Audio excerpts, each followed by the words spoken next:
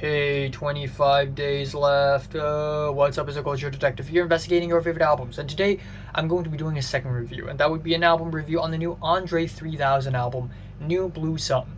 So, André 3000 is back with a new album, and that's pretty huge because even though I don't call myself an expert in hip hop or anything, if you ask me what is my top 10 favorite MCs, Andre 3000 is going to be on there, maybe even the top 5. He is one of the most influential and amazing MCs there are. His flows, his lyricism, his charm, his delivery, everything about his hip hop game is top notch.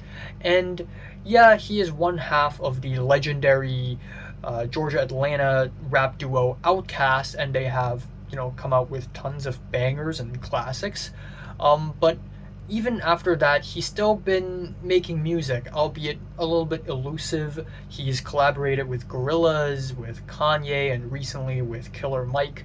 But he's becoming more and more elusive. Everyone wants to know more about him, and whether he's putting out a solo project, no one knows what's going on with him until he's spotted in Japan with a giant flute.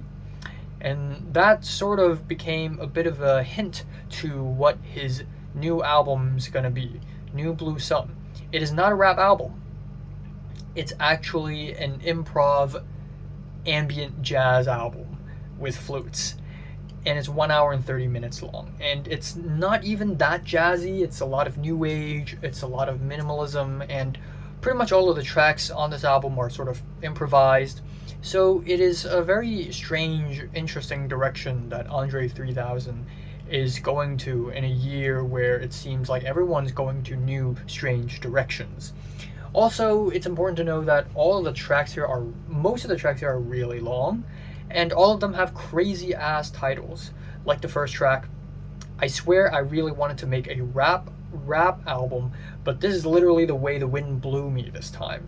So the album opener is not bad. It's way better than I thought it would be. It is mystical, enchanting, very spacey and airy, but certainly has enough atmosphere to hook you in. And then you get the twittery flute sounds. It doesn't sound like your average flute, but it is a woodwind, and it has very crispy tone to it, which is really nice. It's mixed with chimes and percussions. It's very atmospheric, and overall it is a pretty good album opening.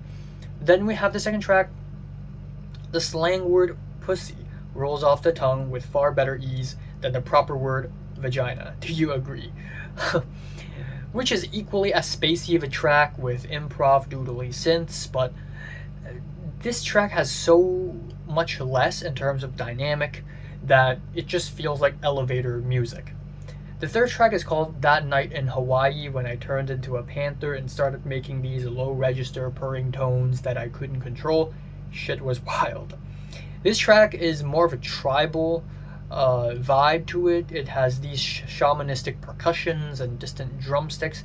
They even use the rain stick, which is kind of a cliche. And overall, the track gets very spiritual and meditative, which is very interesting. But a few minutes into the track, it just begins to get stale. It just runs out of ideas, it paints itself into a corner, and doesn't really deliver much. But the fourth track is much more interesting.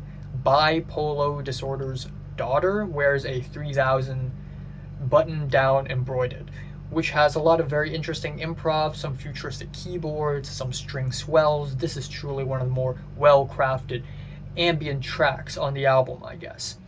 Following that, we have 93 Till Infinity and Beyond Say, which is the shortest track here at under 4 minutes, but it sounds like a super extended interlude. It doesn't sound bad, but it's also not really adding much.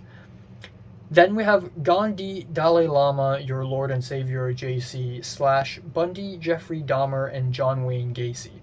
And this track has the drones and woodwinds and crashing cymbals. It's easily the headiest and most cerebral track on the entire album.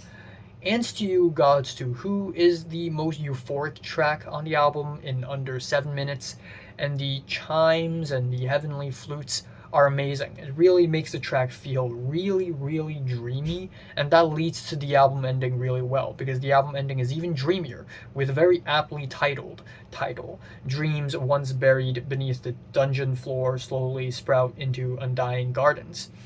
This track is 17 minutes long. It is a very huge ending, and it is equally dreamy. We even have these like ASMR finger tapping like in the middle of the track.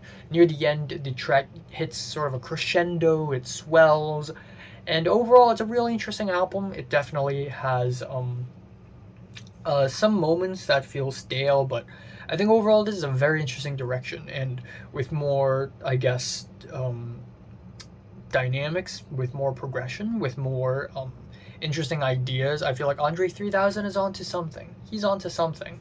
So yeah, I'm giving this album a light 7 out of 10. So have you listened to this album? Comments below, let me know, subscribe if you want more, and thanks for watching. I need to go to work now. Bye bye.